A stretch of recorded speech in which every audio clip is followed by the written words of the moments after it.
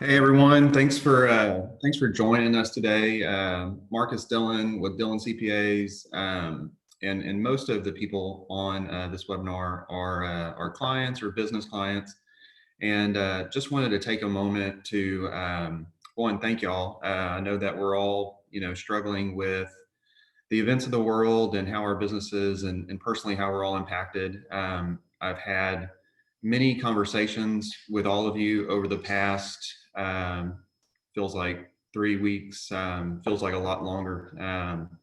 But just wanted to disseminate information through a webinar, just to get it in all of y'all's hands and kind of our opinion on where things are today. Today is April 1st. I wish I really had a good April Fool's joke, but I don't. It feels like we're in an April Fool's joke, honestly. So there is that. But really what I wanted to share today is just what we see clients doing, the conversations that we've had leading up to this point. Today we'll talk about 6 main things that we think any small business can be doing to react appropriately to the environment that we're all in and that we're all sharing and going through. So this is a live webinar. It will be recorded and sent out to y'all. This is actually our first webinar, so thank y'all for sharing in that. And if I stumble, don't make fun of me too much. So. Yeah, so we'll jump right in. There's also a Q&A section. Rachel is on the other side of the desk from me. We are, lightly quarantined in our home, making the most of it with 2 daughters and 2 dogs, much like I'm sure most of y'all. So, but we'll just jump right in. Definitely post questions if you have them. We're also going to follow up with additional videos after this.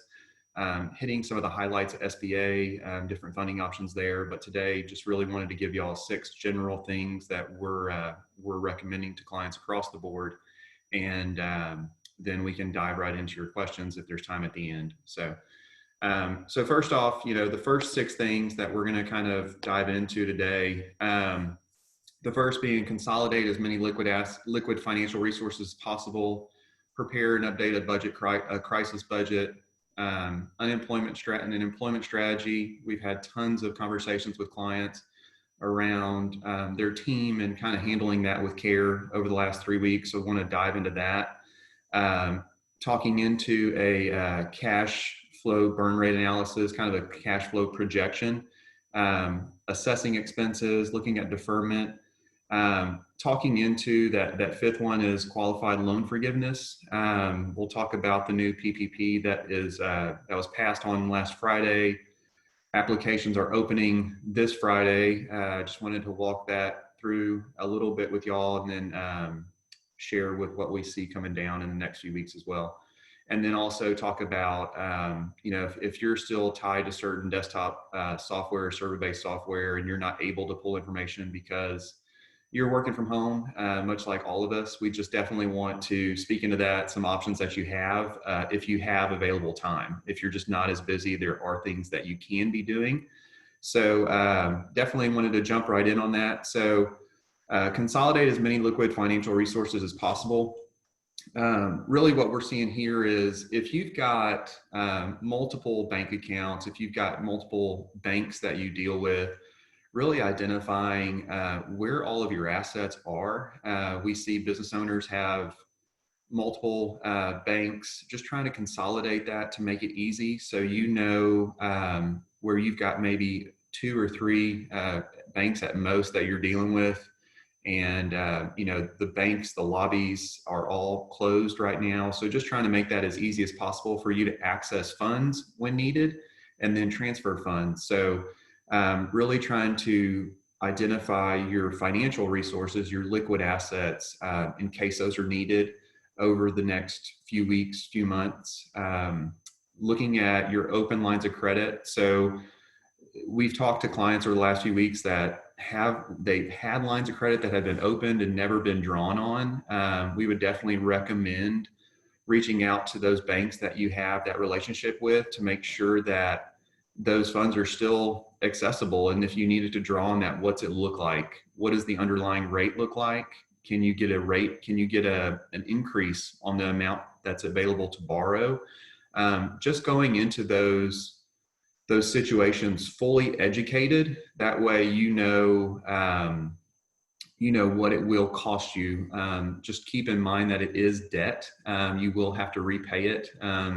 For the most part, we'll talk about a little bit of the forgiveness in a bit, but for the most part, debt is you will have to repay at some point. So just keep that in mind. So the main conversation is assessing expenses as well, which we'll dive into. But consolidating cash savings, our point there is just knowing what all you have available to use over the next few weeks, the next few months. You just want it kind of all in focus, so to speak. You're not pulling up separate bank statements or bank accounts. Going to a multitude of different banks is really what we're kind of recommending there.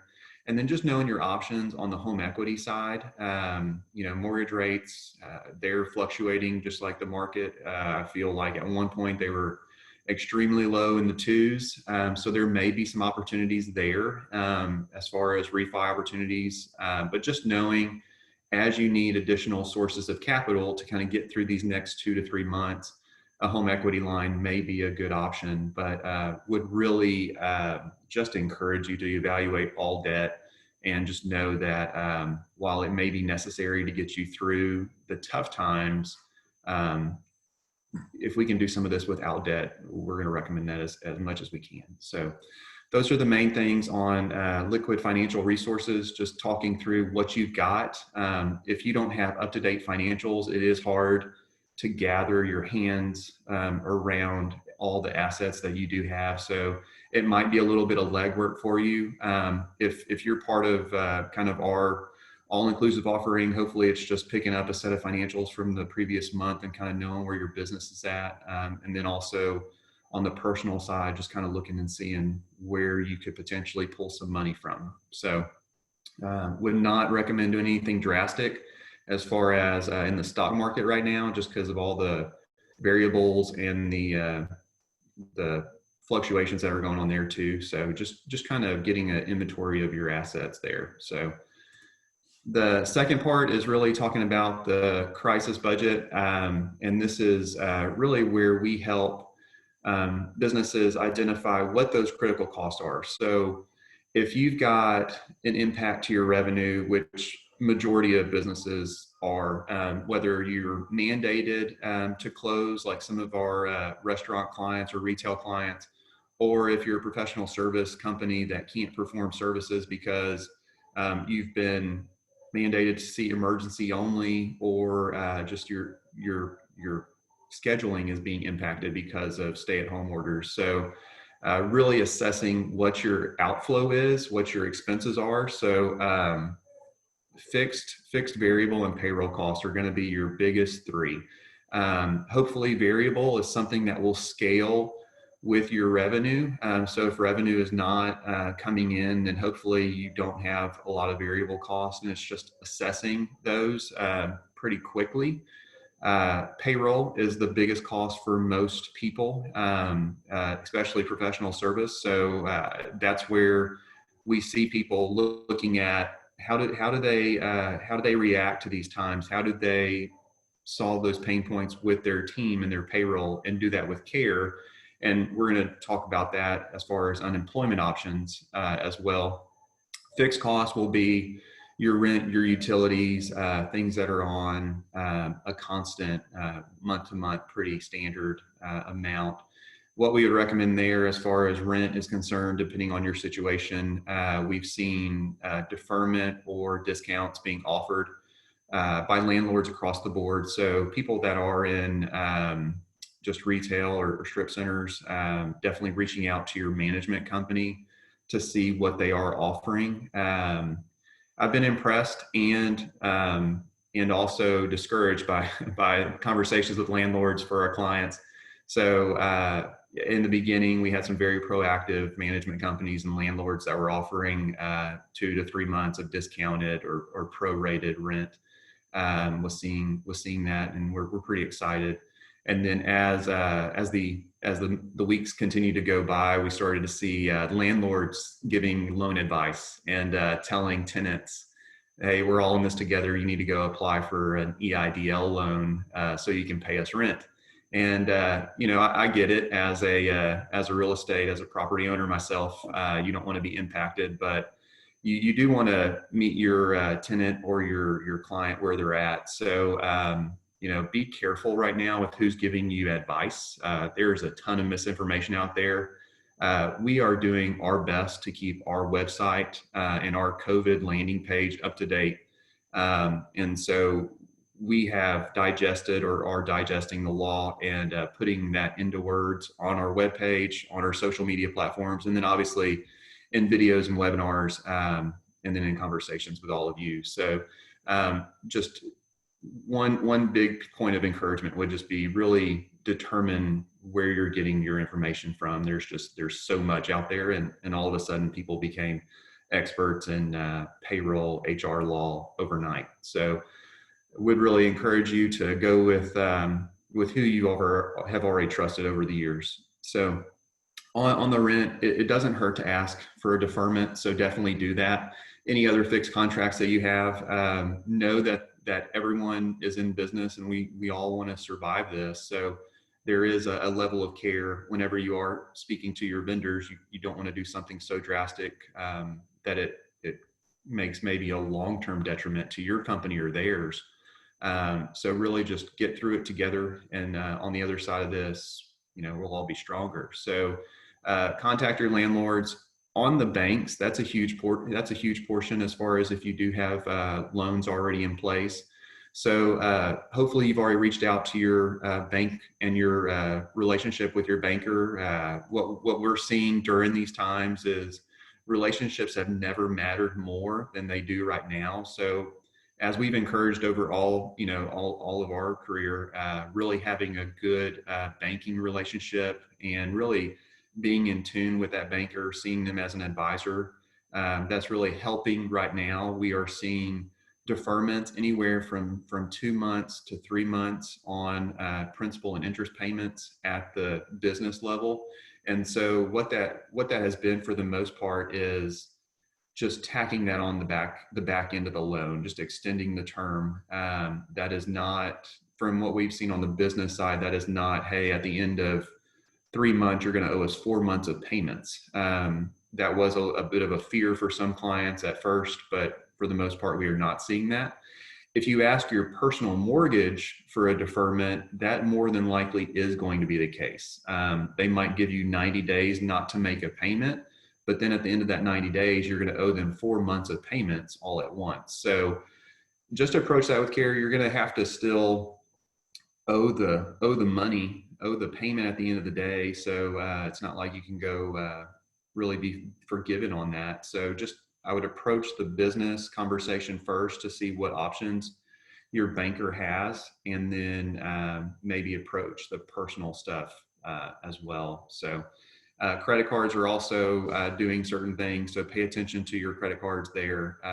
And this is really just low-hanging fruit, stuff that you can be doing. I know that if you've got TV on or however you get your news, your media, Phil, it can be overwhelming to say the least, to say, what can I be doing? So it's really just approaching each day with a clear mind to say, what is in my control? What can I handle? And so these are just a few points. So if you're really worried about your cash flow out, which everybody is right now, these are definitely two things that you can do as far as the rent and then the bank conversations. So going forward, we're going to talk about employment strategy, and most of our clients are professional service across the board. We, as a professional services firm, have our biggest cost is payroll. And so you have to assess what your biggest costs are and what your biggest cash outflows are. So in addition to notes and liabilities, payroll definitely needs to be addressed day one. So what we've seen with a lot of clients leading up to this point, if you've been impacted by mandated closures, or your scheduling is just not allowing your people to go out and work, or yourself, you've got to address your team and your staffing, your payroll cost immediately. As the business owner, you are not, we all feel like we are responsible for our team and their overall well-being.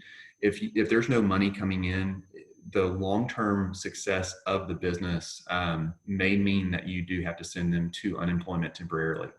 Those are all very hard conversations I would encourage you to approach with care. And it really, we've seen hard conversations over the last 2 to 3 weeks, and we know that employees and team members are accepting of those conversations. So just don't think that you are the only one having to have conversations around unemployment with your team.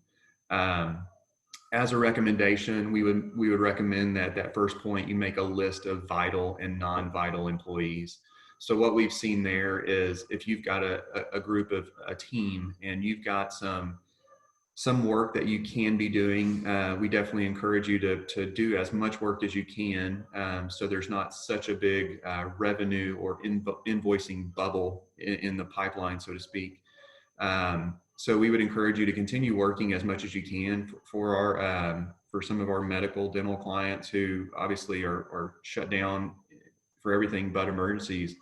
Um, you don't need all your staff, so we would really recommend that you identify an administrative and maybe an assistant to help you as necessary to see those emergencies when they come up, and the same for any general business that's had to close or just seeing a shift down uh, in available work. So identifying those key team members, maybe it's someone that knows a little bit about everything, can help. Just given the lower volume, they can really help you out across the board, and they're like your Swiss Army knife.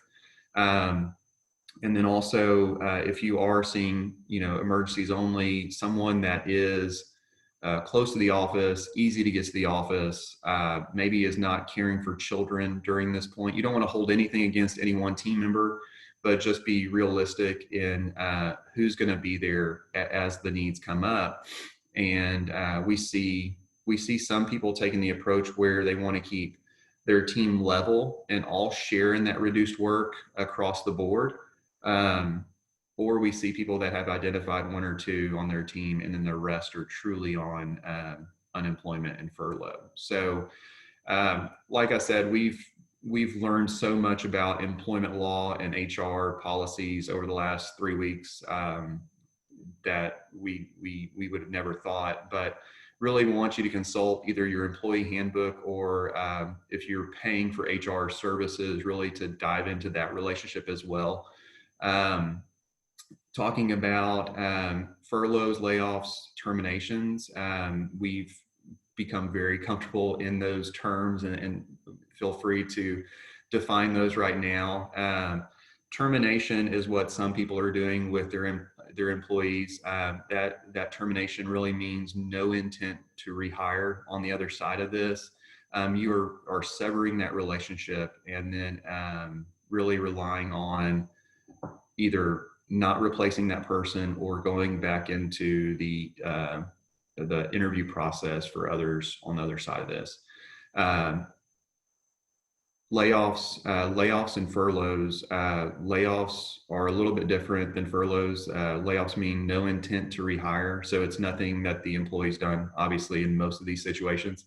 And then, but it is not your intention to rehire. Whenever you do layoffs and terminations, you need to refer back to your employee handbook or with your HR team about what does it mean to pay out PTO, accrued PTO, things like that have to be addressed. Obviously, in both of those situations, employment essentially stops, and also the benefit stops. So if you're offering health insurance, 401k, all that good stuff, they might have a 401k loan that all of a sudden may become taxable to them. All of that good stuff to be considered if there is no intent to rehire for that employee. If there is intent to rehire, and we're just getting on the other side of this, furlough is probably where you want to be. Furlough is intent to rehire. Their benefits are still in place for the most part. And I'm also going to disclaim I'm not an employment attorney. So definitely verify all that with your employment attorney, but benefits stay in place. it's PTO. What we've seen in the past 2 to 3 weeks is it's really an optional conversation if they do have accrued PTO, whether they want you to pay them that out or not. Um, what that leads to in those conversations where you've addressed your staffing and your team, the next step is unemployment. And like I said, really hard conversations. So many of our clients in industries that have never had to have an unemployment conversation before are being thrown and learning this as fast as it comes out. Where we stand, as kind of our opinion on this as of today, is unemployment is actually the best option for most business owners where their revenue has been impacted. What it does is it immediately addresses the cash flow out. So obviously, if you're still working, your people are still working, you can't lay them off or reduce their hours. That's just not appropriate. But if you're kind of wrestling with this, do I pay them to not work? Do I pay them to sit at home? Unemployment is actually, it takes them off of your cash flow burden, your outflow immediately. And with what has happened in the last few weeks, especially last Friday, when the CARES Act passed, unemployment benefits now are really good. And where if there was ever a time to be unemployed, it is right now, honestly. So the way that works is once you've determined and you're going to lay off or furlough those people or lay them off, whatever your decision is, they individually go apply for unemployment at TWC, Texas Workforce Commission, if you're based out of Texas, which most of our clients are. TWC has an application process on their website. That is probably the only way to do it. Their offices are closed. So would encourage your employees to go do that as soon as they learn that they are laid off, furloughed, or terminated. The website was crashing a few weeks back. Obviously, I think they're back up and running, but what we're seeing is TWC will approve the application, and then you as the employer kind of have to verify the reasons for termination, layoff, or furlough. A few days or a week later, you'll get something in the mail. Most people are not going to be impacted as far as your future TWC rate will not go up just because of the situation that we're in.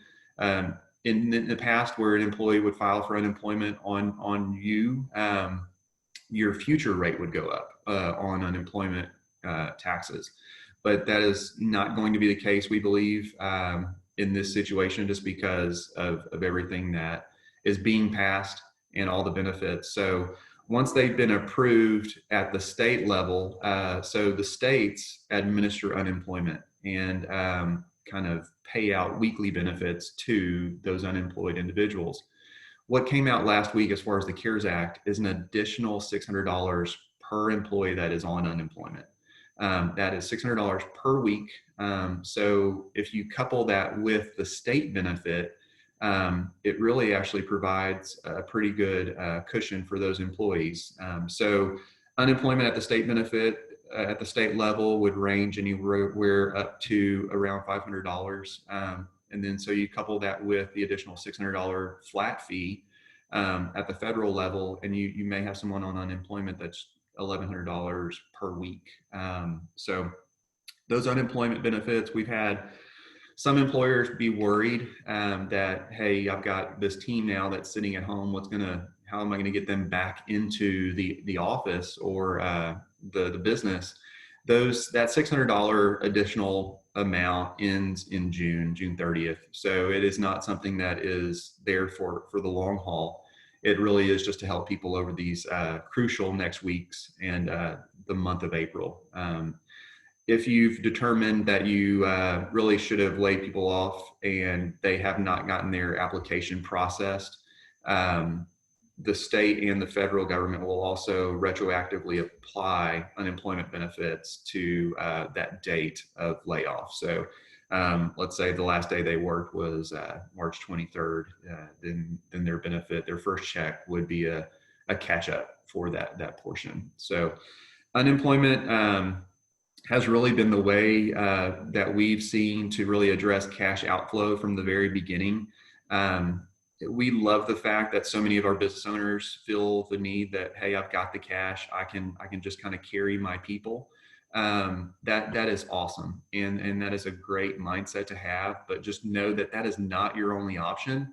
At this point, our main job is to protect the viability of the business long term. And so by doing that, by choosing to use your cash and your funds, you may be impacting yourself longer, and your business recovery just may take longer than just sending your people to unemployment for 4 to 6 weeks. And at the end of the day, the employee is just as well as if you would have paid them. So that's been our recommendation kind of from the start. There is a lot of information out there about payroll tax credits, the expansion of FMLA, these additional loans that we're going to get into in a little bit. So, but right now, our main recommendation is that unemployment source of income. So we did the math, $1,100 net per week benefit. That maximum that they can receive is about a $50,000 per year salary. So just know that it's not a small number by any means. So it will take care of most people's basic necessities during these next few weeks. So unemployment is big. If you've got any questions on unemployment, feel free to reach out to your main point of contact on our team. Definitely want to make sure that you feel fully educated on that as you have those hard conversations with your client, with your team. Definitely there for y'all during that hard conversation. So jumping right ahead, the cash flow burn rate analysis, that's where our team can really help. For our clients that we serve as their CFO, as their coaching with our boss model. Many of you have already reached out about this cash flow burn analysis. We've provided that to some of you. We have kind of perfected our calculation over the last few days. And so whenever we close out your March financials in the next week to 2 weeks, definitely we're going to provide that to you so we have the best information. So I would encourage all of y'all, if your point of contact reaches out about open items so we can close out March, February with AMAs with those items, get those back to us as soon as we can so we can really crank out this cash flow and projection for you. Just so we know over the next few weeks or months as revenue and collection starts to continue to take a hit, that we factor all of the best data in. If you're not on that model and you're just an annual only tax preparation client, we have limited availability to do that for you. Just reach out. We'll try to fit you in as best as possible for an engagement like that. But just know that we do have all of the tools necessary to do that. We've kind of perfected our template over the last weeks, and it's rapidly changing. So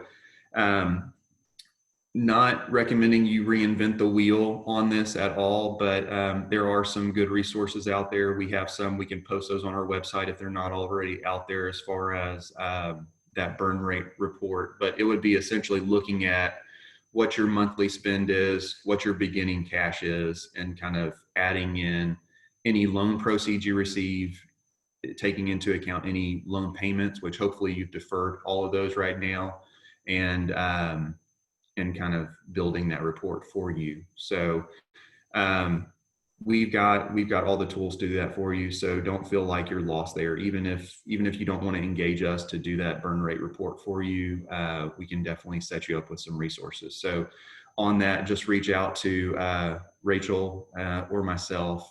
We can definitely help with that, or your main point of contact at our firm. So track qualified loan forgiveness expenses. So we're going to dive in a little bit to the SBA loans that exist out there right now. Before I do that, let me kind of refuel. I swear I've probably caffeine intake over the last few weeks has gone crazy. So I guess I haven't paid attention to what the price of Coca-Cola stock is, but maybe we're helping that rebound a little bit faster. So anyway, this is just going to be a quick overview of the current SBA loans that exist because we're getting a ton of questions about them. My slide deck is not, it stinks to update a slide deck and then things change daily. I'll talk about that a little bit with the PPP loan. So right now, as far as SBA loans are concerned, you have two main options. The EIDL, which was passed a few weeks back, that is administered through SBA. It is 3.75% interest rate, amortized over 30 years. And then now, beginning mid to late last week, there is a new application process. It's been streamlined to where you can go apply for that EIDL, immediately request a $10,000 advance on that EIDL. And real important there, that's an advance. I know some people are saying it's a grant. Some people are saying it's free money. There's some catches there. So we've spoken to many people about that. Because things are rapidly changing, the main point is that step one, assess what your cash is today. And then that step number 4, assess what your cash burn rate is. If you're going in and applying for big loans and you don't have all the available information, that is just not the best idea. We would never encourage you to go out and engage in something that you don't fully know. And I feel like a lot of people are willing to do that right now just because they're scared. There's so much fear in the economy right now. So just separate yourself from that and maintain a level head. Let's get all the data we possibly can about these programs before we go down a road that we regret. All that to say, the EIDL, which was passed a few weeks back, it's a great loan option if you need that. And so it can't be used to do any type of refinance. It can only be used for certain disaster expenses. And so that is not all the money that you are approved for will not be advanced to you immediately. That will go to you in chunks. So let's say you get a $350,000 loan. There are a few things to note on that EIDL. It will get paid. You may get an initial advance. Obviously, that $10,000 advance may be the first portion, but then you will actually be assigned an SBA coordinator at the local level to kind of monitor your case. And if you've been approved for $350,000, they may give you $50,000 this next draw, and then they may give you additional money over the time of that loan. The funding of those loans will take some weeks. The application process itself, we've seen SBA site crash. Obviously, they've streamlined the application process now, and it's back up. They've got the $10,000 request a grant button. But what our primary opinion is right now, and this may change in the next few days or weeks, is to only apply for that if you need it on the EIDL. And the reason why is because the new CARES Act that was passed on Friday, and 800 pages, we're trying to digest it as best we can. The CARES Act also has the PPP, which most people is now front and center as far as what people are wanting to apply for. If you go and apply for the EIDL and take the $10,000 advance, that $10,000 will impact your ultimate loan forgiveness on the PPP. So let's say you're approved for PPP of $100,000 and that $100,000 ultimately will be forgiven. That initial $10,000 EIDL will be seen as an advance on that loan forgiveness. So you're still going to be whole overall, but it will come into play on the backside of that forgiveness piece. So anyway, what most people are focused on right now is the PPP, which the SBA application is now available. It's starting to circulate on forums and Facebook, wherever whoever is an expert obviously is showing that. It's a 2-page, very simple application, and you have to, within that CARES Act loan, you have to go through a third-party bank. You cannot do that directly through the SBA. So that application that has been released, the 2-page, will be part of a probably broader application for the bank that you choose to go with.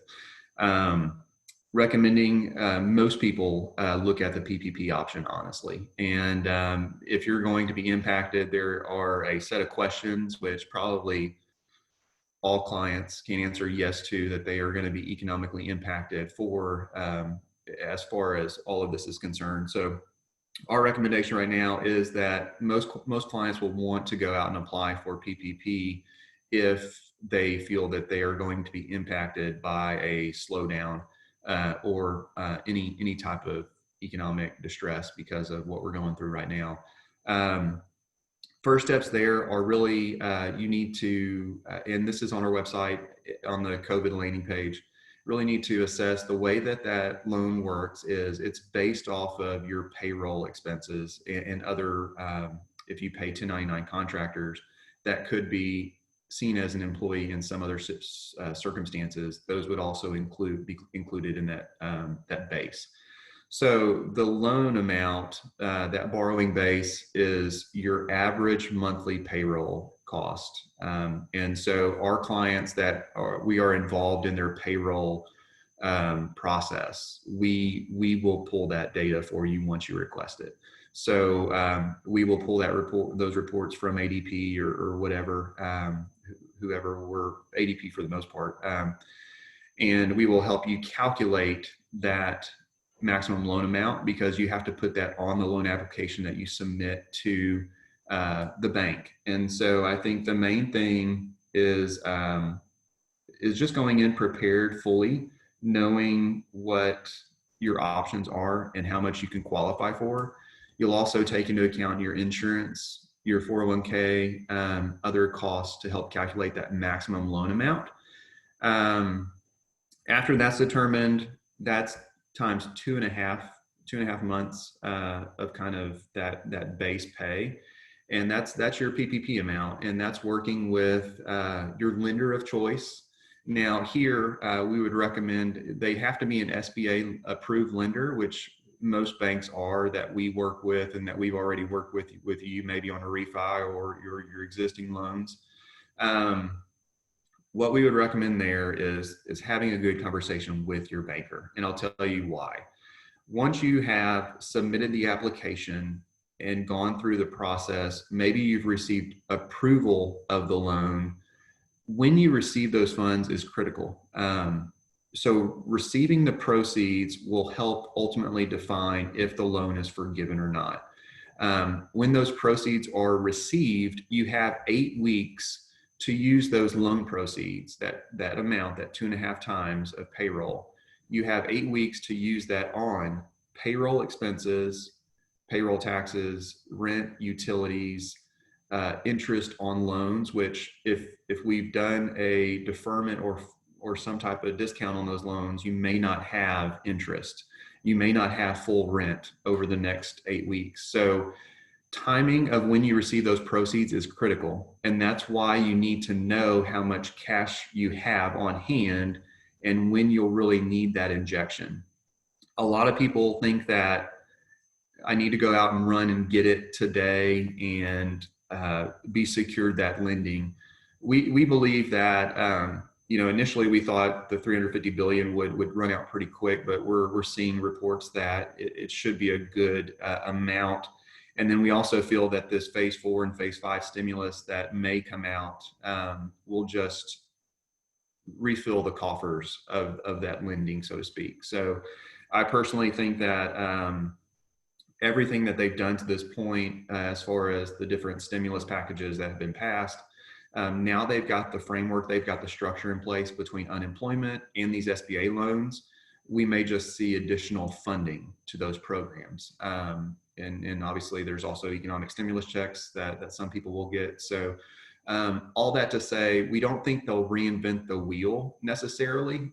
We just think that there will just be more cash available for those existing solutions. So the PPP, just talking into that. So the timing of it is critical. If your business, today is April 1st. The state of Texas now has pretty much said April 30th, or the federal level is April 30th. You've got this quarantine or stay at home kind of recommendation.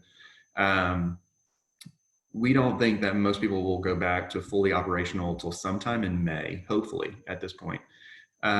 So if you're a medical or dental, some type of office, that means if you can't open your doors again and start seeing your patients until at the earliest, the first week or second week of May, we do not want you to run out and get those PPP proceeds and sit in an account to one, not pay your people because they're still on unemployment, or to bring your people back too early and start paying them too soon.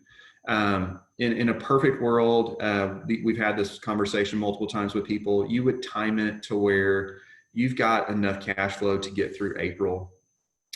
We see the order or things have been lifted to where, hey, we're going to be, the curve has flattened. We're going to start going back to business as normal in early May. We really want to bring our team back a week before that so we can kind of do some housekeeping items, maybe do some team building events because, it is what it is. And then also the big variable is schools are still closed. So schools are closed till that May 4th date now in the state of Texas. So, honestly, it's probably just going to be, I don't know what they do in the month of May anyway, but at this point, they'll probably just close them all together. So all of those different variables, if you can keep your team on unemployment as long as possible and delay receiving those PPP proceeds, that's the main recommendation right now. Obviously, if you need the money, there's not much to do there. You're going to have to go get the PPP sooner. But that PPP application, that SBA CARES Act application, runs all the way through June 30th. So there is no, other than it running out of money, which we don't believe that it will at this point. We think that if it was to run out of money in the first week, there would be mass chaos, and as if there isn't already, but there would be just, I think this is an election year too, folks. So I think there will be money for you if you wait 2 to 3 weeks to receive your proceeds. So what you can do now, you can obviously be looking at your payroll cost, getting ready to submit that application, having a discussion with your banker. So I've been in discussion with our banker. I know that those applications open on April 3rd, which is Friday. And so if you're at a reduced workforce, you want to submit your application, but you also want to have conversations with your banker on when those proceeds will be received. The reports that we're seeing from SBA and other lending bodies is that those funds could be available in your account within 72 hours. So that's just something to keep in mind there. That may not be the know all be all right now. So I would just recommend get everything you can to the bank, have that conversation that you are going to apply for that loan, but getting that money is critical as far as timing. And so what that means is whenever that PPP comes back in, then you bring your people back. There are certain things as far as in that calculation, you have to bring back a certain number of headcount for it to be forgiven. And so we just want to make sure that all of that is met. And that's why we don't want to bring our people back from unemployment too soon. And that's kind of the critical part. If you're not employing everybody as is, you just want to kind of see as long as we can get all the best information that we can. So that's the PPP. If you need help filling out that application, we're here for you. There's actually a portion on there where we can help fill that out for you. It's kind of one of the first times, so we're navigating those waters as well. Happy to help anybody that we can there. Just know that some of that the main underlying information will have to come through your payroll system. So what we recommend is kind of getting back to the slide. I took a detour on the SBA loans and so many questions around SBA loans. I think Rachel's probably getting pinged on those right now as we speak, and I'll touch on those in a few minutes.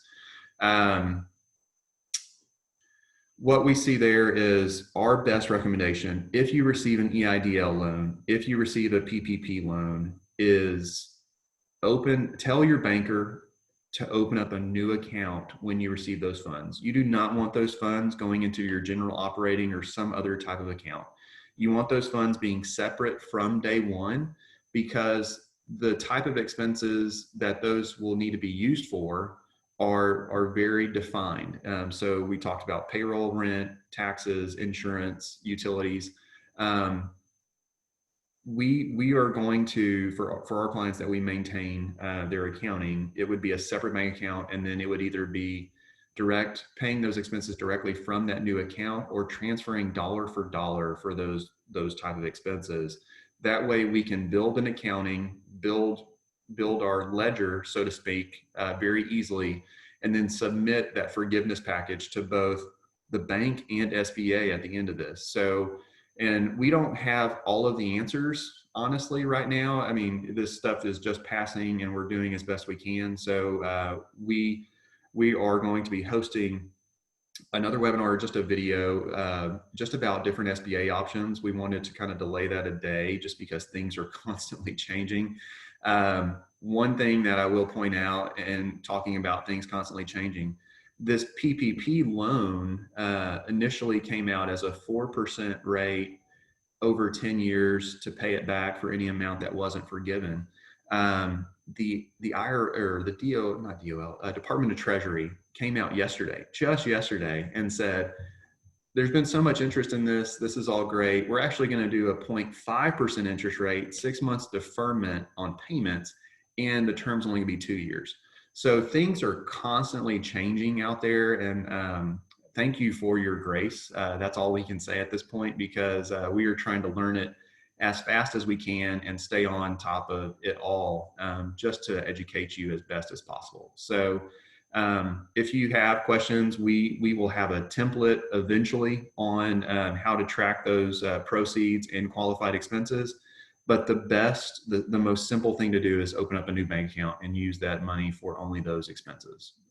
That's kind of the talking point there. So getting into the last kind of piece before we go into the questions that Rachel might have been getting, implement cloud technology. So we were very fortunate, our office, our business, whenever kind of we saw the writing on the wall that, schools were closing, and really needed to start sending people to work remotely and not from the office.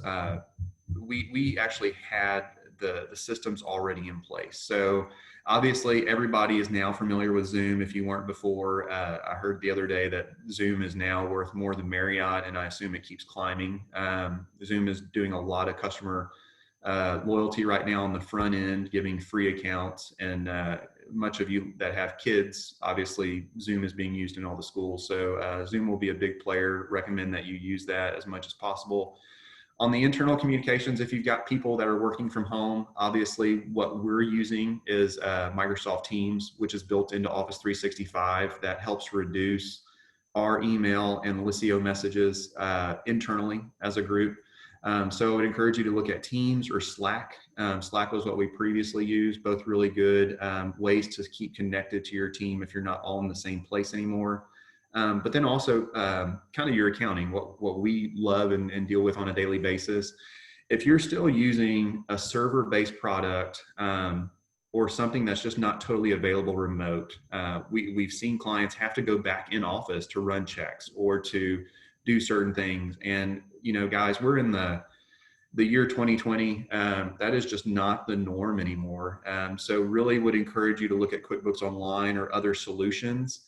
If you want to keep QuickBooks Desktop, that's okay. We still love you, but there's a better way to host that. So we've got a vendor, Right Networks, who actually will kind of set you up to host that, as an option. We've used that in the past as we bridge the gap from QuickBooks Desktop to QuickBooks Online for a lot of clients.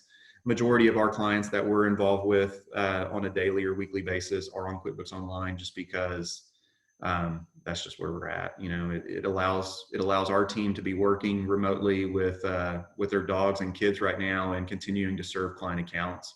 It'll also allow us to be able to pull these reports to help you file SBA loans and have everything too. So really would encourage y'all just to look at your tech stack as you're sitting at home. And it's one of those where what's in my control, that's definitely something that we would recommend. So I know we've talked about a lot, but these are all of the conversations I've been having over the last 3 weeks that have kind of helped build this slide deck.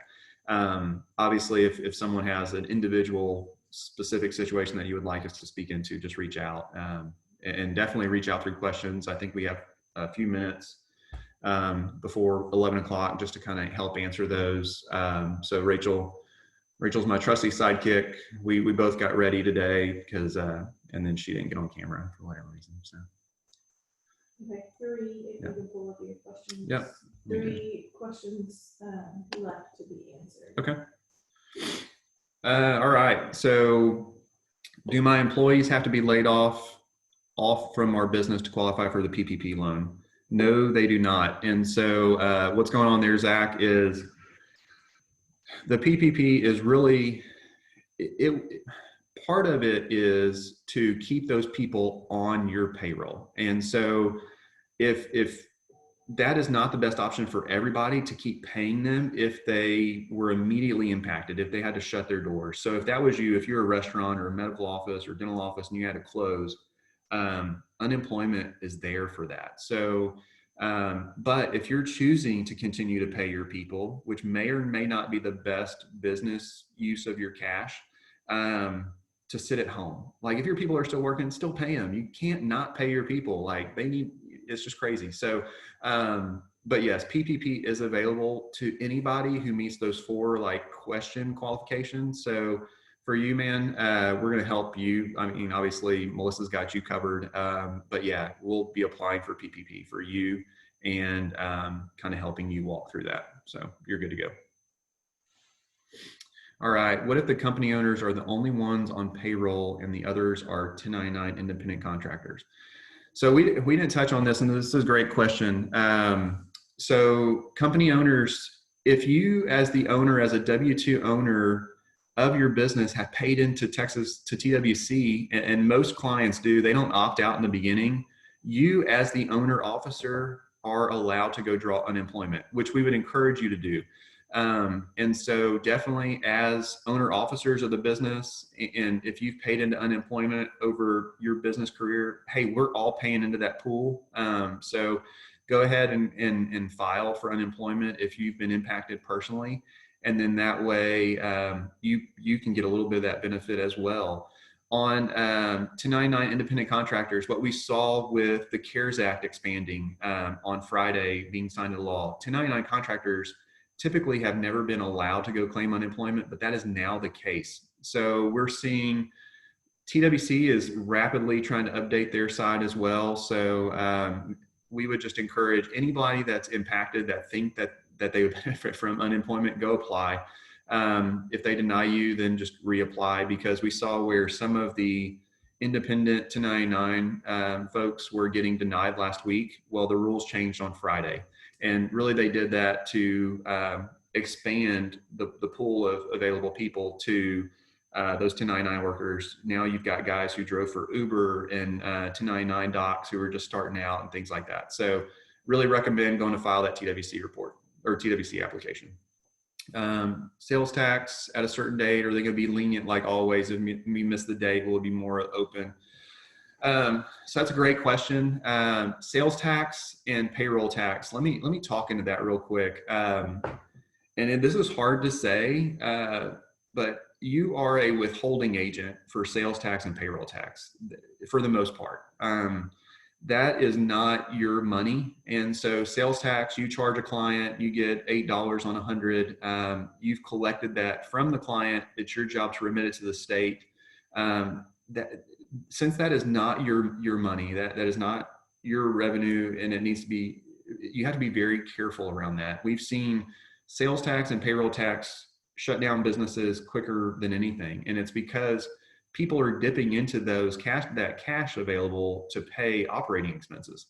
So I would encourage you, if you can stay up to date on your sales tax or the payroll tax that you're remitting for your team, encourage you to do that. We have seen, last month, we saw the sales tax was due on March 20th. We saw in the news that there's a group of folks that were upset that Glenn Hager, our comptroller, wasn't given any guidance on that. But the fact is that that's sales tax. That's not your money. So there may be some reduction in penalties or interest if not timely submitted, but it's still going to be remitted. There's not any abatement on sales tax. So, but yeah, it's a great question. If you do get hit with interest or penalties, I would assume that you could probably just call the comptroller eventually whenever phones are back to normal, and request an abatement of that penalty and interest due to everything that we're going through right now. So as a business owner, should I lay off myself? I'm hearing that increases the chances of audit. Is that true? What I would recommend there is apply. At this point, there's no way. It's going to be apply then verify for everything, including these SBA loans. So if you've paid into unemployment through TWC, which I know that you have, definitely go ahead and apply for yourself and your wife in that situation, because y'all are both on payroll, and just see what they approve. And even if only you're approved, that goes back to that $600 flat federal amount per week. If you've got an employee that's only approved for $100 versus the $500 maximum, that's $600 flat. Man, that's awesome. That's a great benefit to be on unemployment right now. So, but yeah, I would recommend that you go apply. So, for the calculation of total payroll, can wager tips received be added back to the typical payroll obligation? I believe so. Jeff, I'll send you our payroll, kind of our calculator, the PPP. Definitely look at that, and then that way, I think that is mentioned in there. It hasn't come up yet for me, for the ones that I've done, but I think it would be factored in. So we'll send that to you and help you investigate that. So Zach, on 1099, unfortunately, what you pay, and this has come up, so we've got a few guys that can conflict on what people pay for our services. Unfortunately, I don't think that those would be increased. Those would increase your base calculation for the PPP loan.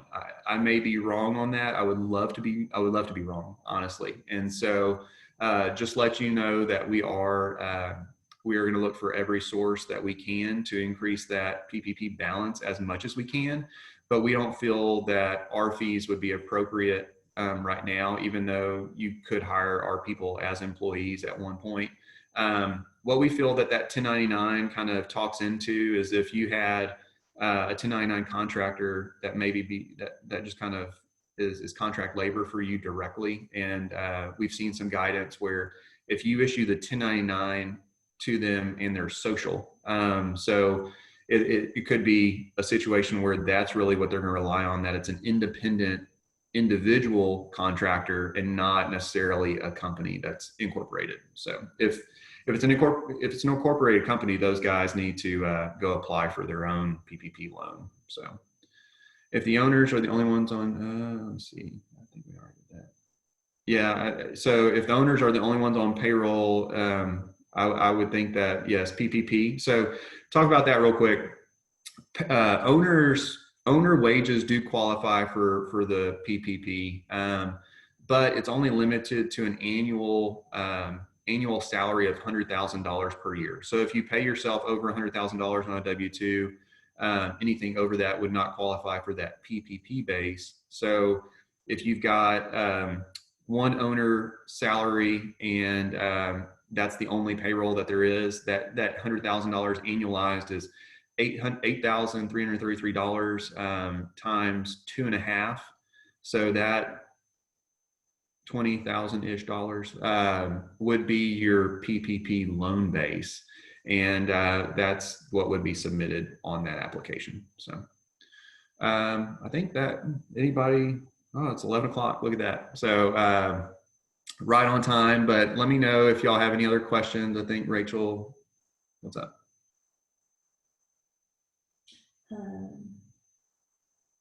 Another question, bookstores closed as a non-essential, cash position is good. Should I stop taking a salary distribution Yeah. until I start making income? That's a great question. So, what we're recommending, kind of what we've recommended from the beginning when we saw all this start, owner officers that were paying themselves on payroll, really not paying yourself anymore, just to preserve cash flow in the business. And if you're an S corporation or partnership, taking a distribution where cash flow is needed at the personal level, that can still be done.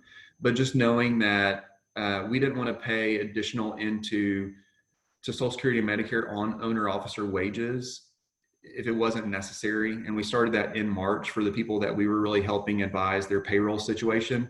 So would definitely recommend that for you because it, one, helps preserve a little bit of cash flow in the business, but then two, just knowing that distributions are still going to be available as needed. And then we're only, I mean, today's the start of Q2, which is crazy.